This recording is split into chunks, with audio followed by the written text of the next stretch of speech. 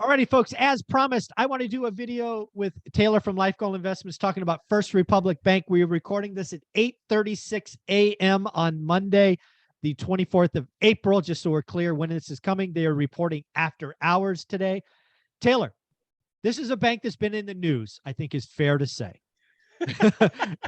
I am curious, as somebody that's been in the game for 10 years, what would be things you would look at in their income statement, their balance sheet, maybe their cash flow statement, their Q&A session, which often occurs after earnings? What are some things that you would poke at and go, that's better? What'd you look at in this particular report?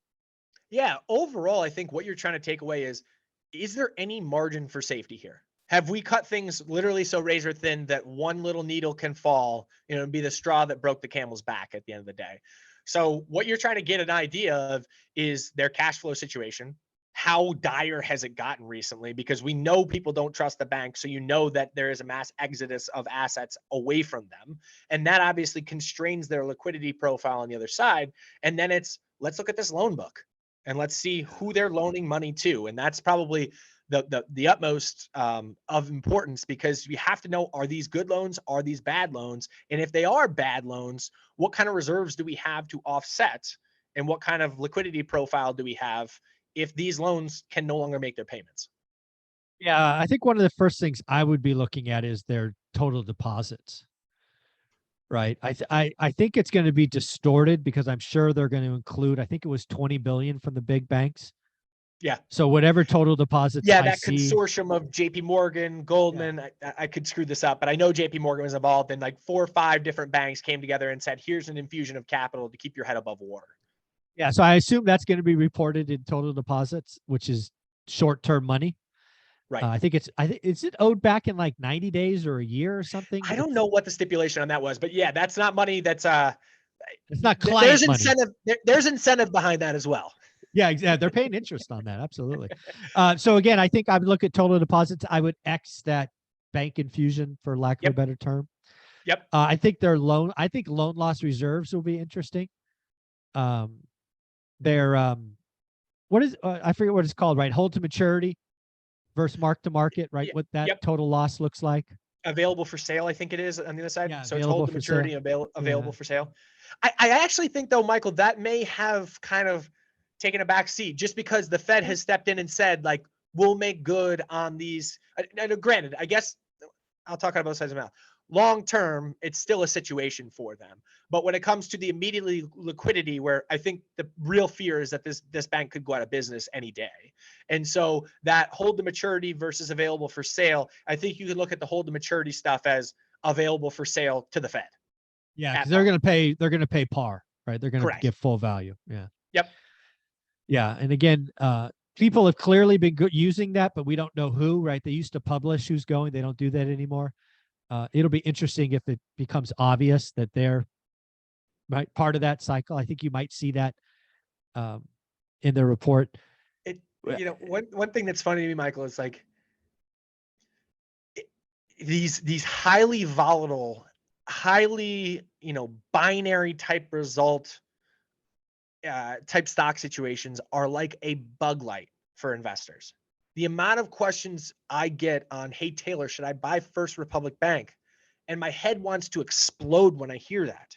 Investing is not gambling. That is the essence of gambling. This could work out, and you could see a 5-factor return very, very quickly. I think it's more likely that you see it go to 0 very, very quickly. So, guys, like, investing over the long term is all about grinding out slow and steady 7% results. It's not about trying to hit a home run, because what you do is when you touch that fire and you get burnt by it, which is going to happen 50% of the time in these high risk scenarios, then you take a step back and say, hey, maybe I'm not an investor.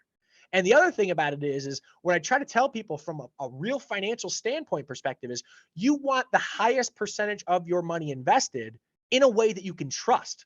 So a big portion of your assets are grinding out compounding returns. Now, it might only be grinding out 4 to 5% compounding returns with 90% of your capital, but I still like that better than trying to grind out 100% returns on 10% of your capital and leaving the other set aside. The Yeah. bug light and the, hey, I want to hit that grand slam, it works sometimes, but are you able to put a big chunk of your assets in that and get a return on a big chunk of your assets? No, because it's, a binary result could go to zero. So I'll get off my soapbox, but again, investing's all about the slow and steady grind. And you know that so well as a real estate guy. That's what the essence of real estate is. Rental. Absolutely.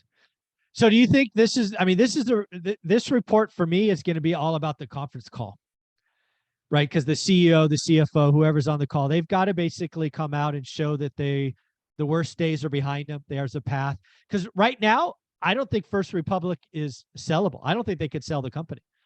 No, I think they've probably likely tried to sell the company. Yeah, and they don't get a price. They get right. The only way it goes is FDIC has to shut them down.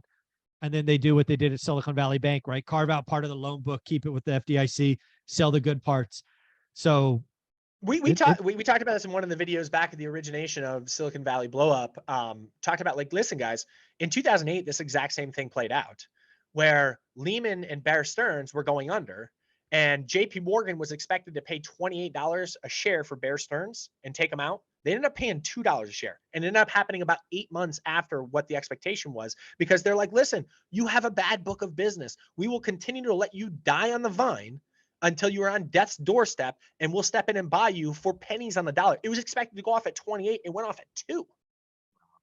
Yeah, it's going to be very interesting. I think this is going to be an interesting one because, again, I just don't know, right? Deposit flight, loans going down, loan book sucks. It's just like a tale of many horrors.